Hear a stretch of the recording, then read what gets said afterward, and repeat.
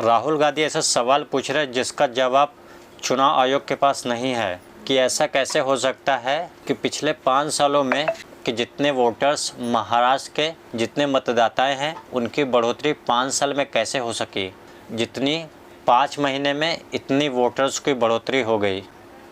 यानी कि दोस्तों, लोकसभा चुनाव के बीच से लेके विधानसभा चुनाव जो महाराष्ट्र का हुआ है उसके बीच में जितने 5 साल में वोटर्स बढ़े हैं और सेम 6 महीने में इतने वोटर्स की बढ़ोतरी हुई। राहुल गांधी ये भी पूछ रहे हैं कि एक विधानसभा चुनाव में जितनी वोटर्स की बढ़ोतरी होती है जिसमें 90% वोटर्स भाजपा के अकाउंट में कैसे चली जाती है और पूरे 90% वोट वो भाजपा को कैसे चले जाते हैं। और राहुल गांधी ये भी बात बोल रहे हैं महाराष्ट्र में जितनी एडल्ट्स की जनसंख्या है और उससे ज़्यादा वोटर्स की जनसंख्या कैसे हो सकती है। इस सवालों का जवाब दे सकते हैं चुनाव आयोग।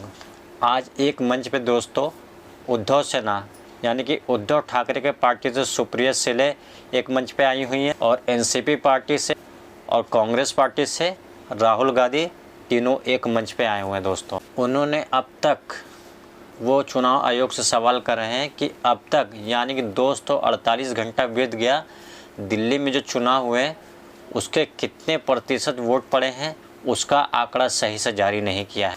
उन्होंने सिर्फ प्रतिशत का आंकड़ा जारी किया है और कितने वोट कहाँ पड़े ये चीज़ का आंकड़ा उन्होंने अभी तक जाहिर नहीं किया है। ये है इस चुनाव आयोग की पारदर्शिता। आज राहुल गांधी ने 3 सवाल पूछे हैं, एक एक करके वो 3 सवाल आपके स्क्रीन पर आ रहे हैं। पहला सवाल जो राहुल गांधी ने किया देखते हैं दोस्तों। पार्लियामेंट हाउस में मैंने अपने भाषण में कहा कि महाराष्ट्र के चुनाव में हमारी एनालिसिस के बाद वोटर लिस्ट पे कोई सवाल उठे हैं। मैं आज हिंदुस्तान के युवाओं को यह डेटा दिखाना चाहता हूं। सबसे पहला सवाल, 5 साल में जितने वोटर लिस्ट में ऐड किए गए थे उससे ज्यादा वोटर महाराष्ट्र में 5 महीनों में ऐड हुए हैं। 32 लाख वोटर्स विधानसभा 2019 एंड 2024 के बीच में। 39 लाख वोटर्स मतलब हिमाचल का जो पॉपुलेशन है वो ऐड कर दिया लोकसभा 2024 एंड विधानसभा 2024 के बीच में। यह पहला सवाल है। ये जो एडिशनल वोटर्स ऐड किए हैं ये हैं कौन, ये कहां थे और ये कहां से आए। बहुत महत्वपूर्ण सवाल। महाराष्ट्र का पॉपुलेशन सरकार के मुताबिक, महाराष्ट्र का अडल्ट पॉपुलेशन सरकार के मुताबिक 9.54 करोड़। महाराष्ट्र का adult population 9.54 crore. Election commission के मुताबिक महाराष्ट्र में 9.7 करोड़ वोटर्स हैं। इसका मतलब इलेक्शन कमीशन कह रहा है, देश की जनता को कह रहा है, देश के युवाओं को कह रहा है कि महाराष्ट्र में एडल्ट पॉपुलेशन से ज्यादा वोटर्स हैं। यह कैसे हो सकता है। तीसरा सवाल, यह एक उदाहरण है, कामठी विधानसभा। यहां पे कांग्रेस पार्टी को लोकसभा में 1.36 लाख वोट मिला है। विधानसभा में तकरीबन उतना ही वोट हमें मिला, 1.34 लाख। यह चुनाव हम जीते, लोकसभा वाला। लोकसभा के चुनाव में बीजेपी को 1.19 लाख वोट मिलता है। इस कंस्टिट्यूएंसी में 35,000 नए वोटर्स ऐड होते हैं और वो 35,000 के 35,000 वोटर सीधे बीजेपी के खाते में जाते हैं और बीजेपी चुनाव जीतती है। यह एक उदाहरण है, ऐसे महाराष्ट्र में अनेक उदाहरण हैं। हमारी कंस्टिट्युएंसीज में, एनसीपी की कंस्टिट्युएंसीज में, शिवसेना की कंस्टिट्युएंसीज में। हमारा वोट महाराष्ट्र में कम नहीं हुआ है, बीजेपी का वोट ज्यादा हुआ है। ये वोटर्स कहां ऐड हुए हैं? जहां पे बीजेपी की स्ट्राइक रेट 90+% है। तो ये मैं देश की जनता को कहना चाहता था। अब हमने इलेक्शन कमीशन को एक बार नहीं, दो बार नहीं, 3, 4, 5 बार बोला है कि देखिए हम आरोप नहीं लगा रहे हैं, लगाना चाहिए मगर हम लगा नहीं रहे। हम आपसे सिर्फ महाराष्ट्र की वोटर लिस्ट मांग रहे हैं, लोकसभा की final voter list, name, address, photograph. Vidhan Sabha की final voter list, name, address, photograph. आप ये लिस्ट हमें नहीं दे रहे हो। ट्रांसपेरेंसी लाना आपका काम है। तीनों राजनीतिक पार्टियां, विपक्ष की पार्टियां महाराष्ट्र की, पब्लिकली आपसे सवाल पूछ रही हैं। मैंने पार्लियामेंट में बोला, हमारे सब नेताओं ने बोला है, इलेक्शन कमीशन हमें लिस्ट नहीं दे रही। उनकी जिम्मेदारी बनती है कि जल्दी से जल्दी लोकसभा, विधानसभा महाराष्ट्र की लिस्ट वो NCP, Shiv Sena and Congress party को पकड़ा दें, क्योंकि हम इस मामले को आगे ले जाना चाहते हैं। हम इस इन्वेस्टिगेशन को एंड तक ले जाना चाहते हैं। राहुल गांधी, उद्धव सेना और एनसीपी जो फैक्ट्स पे बात रख रहे हैं उस पर कितना तर्क है? यह एक अंगूर खट्टे वाली मिसाल है दोस्तों। हकीकत यह है दोस्तों कि राहुल गांधी जो मुद्दे रख रहे हैं वो पूरे तर्क पर आधारित है। बाय द वे, चुनाव आयोग का जवाब आ गया है। इंग्लिश में उन्होंने, चुनाव आयोग ने अपना जवाब दिया है। पहले मैं इंग्लिश में पढ़ के सुनाऊंगा, फिर हिंदी में मैं आपको उसका अनुवाद बता। राहुल गांधी ने जो प्रेस कॉन्फ्रेंस किया उस पर इलेक्शन कमीशन का जवाब। Election commission considers political parties as priority stake holders, of course the voters being the prime and deeply values views, suggestions, questions coming from political parties. Commission would respond in writing with full, factual and procedural metrics uniformly adopted across the country. उनका कहना, विपक्ष जब भी सवाल पूछता है तो उसका जवाब इलेक्शन कमीशन देता है, क्योंकि चुनाव पर पारदर्शिता होनी चाहिए। यही आरोप राहुल गांधी लगा रहे हैं कि हमें पूरी पारदर्शिता चाहिए, मुझे पूरे वोटर लिस्ट चाहिए, नेम, एड्रेस, सब कुछ। कि वो वोटर्स लिस्ट जब हमारे पास होगी तो दूध का दूध, पानी का पानी हो जाएगा। उसके बाद संजय राउत क्या कहते हैं, देखिए दोस्तों, ये जो 39 लाख वोटर्स लोकसभा से विधानसभा के बीच में आ गए कि लोकसभा में बीजेपी को भारी नुकसान करना पड़ा था और विधानसभा आते आते बीजेपी ऑटोमेटिक जीत गई। संजय राउत देखिए क्या कहते हैं, ये दिल्ली में चले गए, उसके बाद बिहार जाएंगे, फिर उत्तर प्रदेश चले आएंगे। सुनिए दोस्तों संजय राउत क्या कहते हैं। राहुल जी ने देश के सामने बहुत ही महत्वपूर्ण प्रश्न रखे हैं। अगर इस देश का चुनाव आयोग जिंदा है, उनका ज़मीर मरा नहीं है, तो जो प्रश्न राहुल जी ने चुनाव आयोग को पूछे हैं उनका जवाब चुनाव आयोग ने देना चाहिए। लेकिन चुनाव आयोग उसके जवाब नहीं देगा, क्योंकि चुनाव आयोग भी जो सरकार बनी है वो सरकार की गुलामी कर रहे हैं। हमने बार बार महाराष्ट्र का चुनाव आयोग हो, दिल्ली का चुनाव आयोग हो, बार बार हमने वहाँ जाकर हमारा सर फोड़ दिया है, लेकिन वो मरा है। दूसरी बात, ये जो 39 लाख वोट कहाँ से आए और कहाँ जाएंगे? अब ये 39 लाख वोट बिहार में जाएंगे। अब वो फ्लोटिंग वोट्स है, वही नाम रहेंगे, वही आधार कार्ड रहेगा, सब कुछ यही है। वो वोटर्स घूमते रहते हैं, थोड़े दिल्ली में आए हैं, महाराष्ट्र पैटर्न वहाँ भी हमने देखा। कल हम दिन भर थे, 2 दिन यहाँ, अब ये 39 लाख वोट जाएंगे बिहार में, फिर बिहार से जाएंगे यूपी में। ये एक नया पैटर्न यहाँ बन गया है और यही पैटर्न से ये लोग चुनाव लड़ते भी हैं और जीतते भी हैं। इसलिए आज जो सवाल हमने राहुल जी के नेतृत्व में खड़े किया है, देश के लिए बहुत गंभीर है।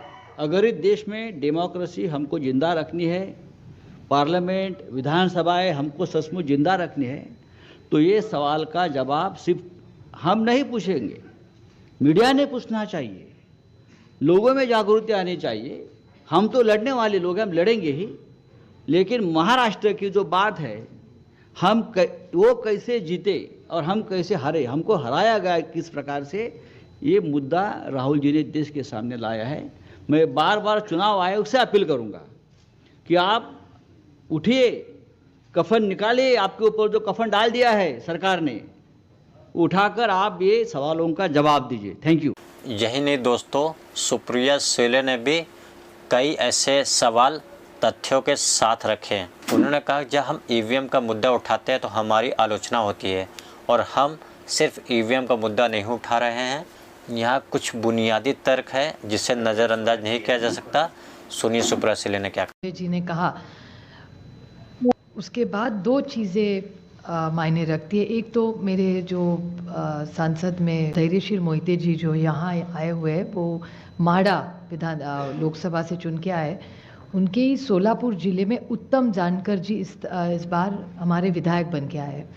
उत्तम जानकर जी सोलापुर डिस्ट्रिक्ट से चुन के आए। उनका कहना है कि उनको वोटिंग जो हुआ है मरकटवाड़ी, आप सब ने बहुत उस पर टीवी पे भी कवरेज दिया था, उसमें उनका मानना है कि वो चुन के आए हैं, लेकिन उनको जो वोट पड़ने चाहिए वो नहीं मिले हैं, तो वो फिर से जीते हैं, फिर भी री इलेक्शन चाहते हैं और कह रहे हैं कि बैलेट पे लिया जाए।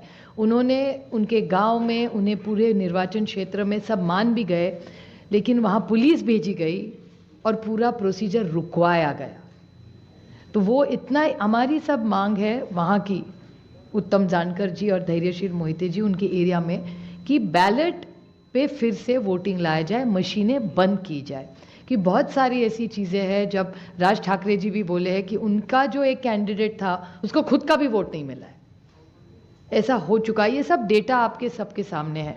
और दूसरी बड़ी बात, मैं इलेक्शन कमीशन वैसे तो बड़ी महत्वपूर्ण जगह है, लेकिन मैं बड़ी विनम्रता से कहना चाहती हूँ, हम और सेना बहुत वहाँ लड़े हैं। जिस तरह से हमारी पार्टी तोड़ी गई, जिस तरह से हमारे विधायक, हमारे एमपी, सांसद तोड़ा गया, पार्टी तोड़ी गई, हमारी लड़ाई आज भी शिवसेना की और एनसीपी की आज भी सुप्रीम कोर्ट में चल रही है। लेकिन और एक छोटी चीज़ उन्होंने की कि हमें जो सिंबल दिया गया और दूसरा सिंबल तुतारी वाजवणारा माणूस और तुतारी मराठी में, वो एक ही शब्द तुतारी तुतारी उन्होंने किया। और इसी सरकार के एक बड़े मंत्री है आज सरकार में, उन्होंने कहा था, जो आप सब ने मराठी चैनल्स ने दिखाया था, कि सातारा की सीट एनसीपी हार गई क्योंकि ये ट्रम्पेट और तुतारी थी, नहीं तो बीजेपी का वो सांसद हार जाता। ये सिर्फ मैं नहीं कह रही हूँ, इस सरकार के एक बड़े नेता कह रहे, जो मराठी चैनलों ने दिखाया, आज सरकार में है महाराष्ट्र में। और हम सब ने जब विधानसभा में मांग की कि आप तुतारी हटा दीजिए, बड़ा कन्फ्यूजन हो रहा है, हमारी 11 सीटें ऐसी है, इस कन्फ्यूजन में हम हार गए।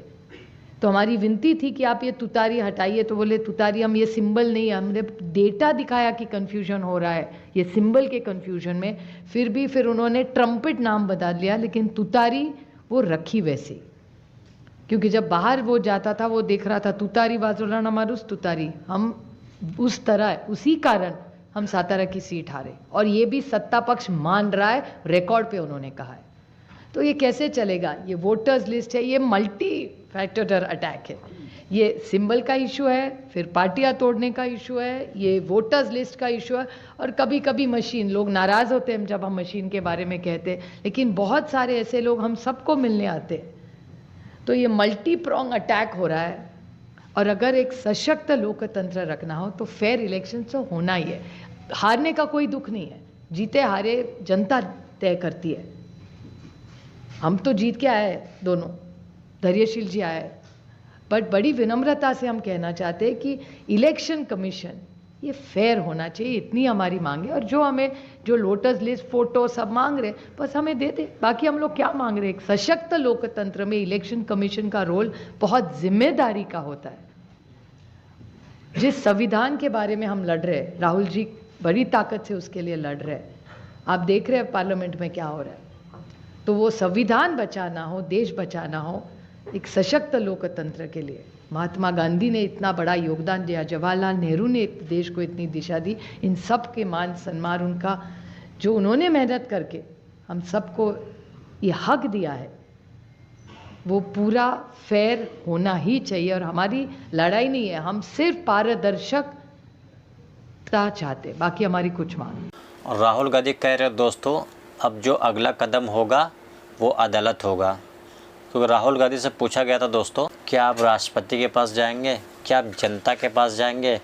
तब संजय राउत और सुप्रिया सुले ने कहा था कि ये मुद्दा मीडिया को उठाना चाहिए। जब तक मीडिया ये मुद्दा नहीं उठाएगा तब तक दूध का दूध पानी का पानी नहीं होगा। दोस्तों सुनिए अपने अगले कदम के बारे में राहुल गांधी क्या कहते हैं।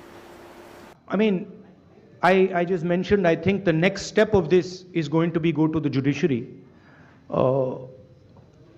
But look, it's surprising to me that the election commission is not ready to give us the voter list. It should be surprising to you, right?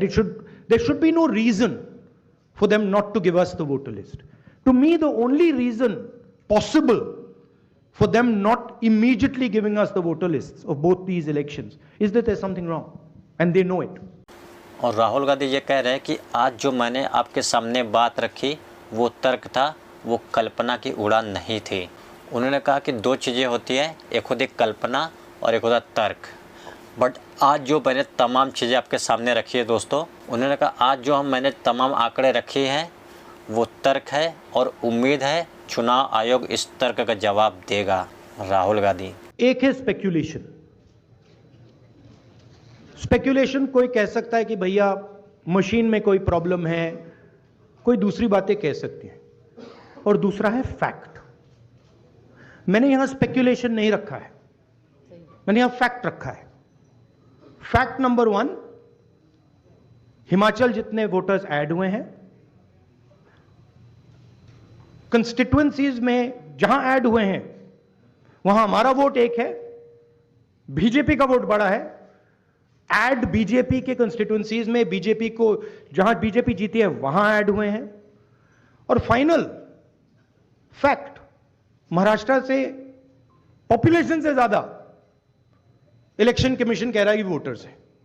These are not speculations, these are facts. And this is not our data. This is election commission data. These are election commission numbers.